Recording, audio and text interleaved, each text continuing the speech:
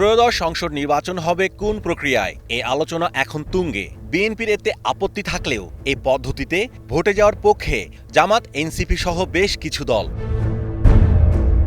এ অবস্থায় প্রশ্ন উঠেছে, প্রচলিত ব্যবস্থার সঙ্গে এই আনুপাতিক বা পিআর পদ্ধতির পার্থক্য কি?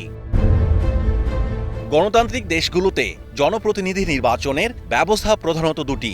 এর একটি নির্বাচনী এলাকায় সর্বোচ্চ ভোট পেয়ে নির্বাচিত হওয়া, দেশে আসন ভিত্তিক এ ব্যবস্থায় বহাল। অন্যটি সংখ্যানুপাতিক বা পিআর।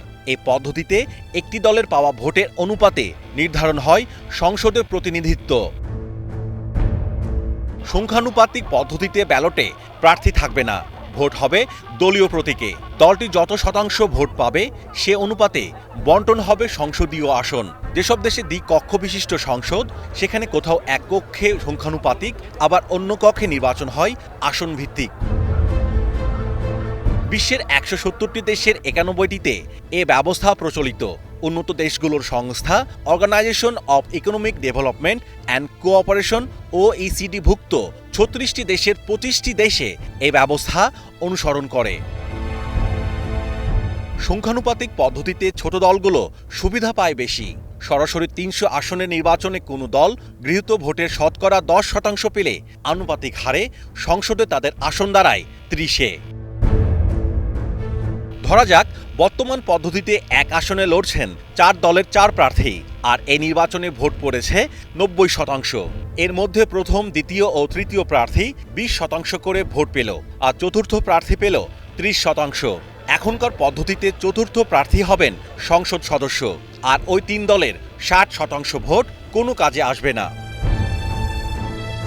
একইভাবে দেশের সব আসনে যদি একই হারে ভোট পেয়ে চতুর্থ দলটির প্রার্থীরা জয়ী হন, তবে মাত্র ৩০% ভোট পেয়ে সরকার গঠন করতে পারবেন তারা। বাকি ৩ দল মিলে ৬০% ভোট পেলেও সংসদে তাদের প্রতিনিধিত্ব থাকে না। তবে সংখ্যানুপাতিক পদ্ধতিতে ভোটের আগে সব দল ক্রমভিত্তিতে প্রার্থী তালিকা দেবে, আর প্রাপ্ত ভোটের হার অনুসারে নির্ধারণ হবে আসন সংখ্যা।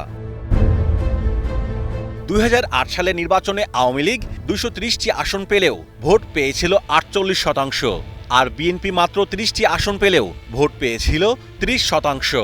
এক্ষেত্রে সংখ্যানুপাতিক বা পিআর পদ্ধতিতে নির্বাচন হলে আওয়ামী লীগ ১৪৭ আর বিএনপি পেত ৯০টি আসন। এর আগে ২০০১ সালে ৪১% ভোট পেয়ে ২০০ আসনে জয় পায় বিএনপি। উল্টো দিকে প্রায় সমান ৪০% ভোট পেয়ে আওয়ামী লীগ পায় মাত্র ৬২টি আসন। সংখ্যানুপাতিক পদ্ধতিতে বিএনপি পেত ১২৩ আর আওয়ামী লীগ পেত ১২০ আসন।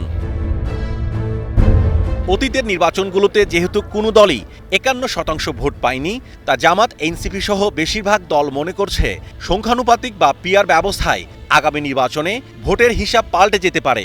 সরকার গঠন প্রশ্নেও তৈরি হতে পারে নতুন সমীকরণ।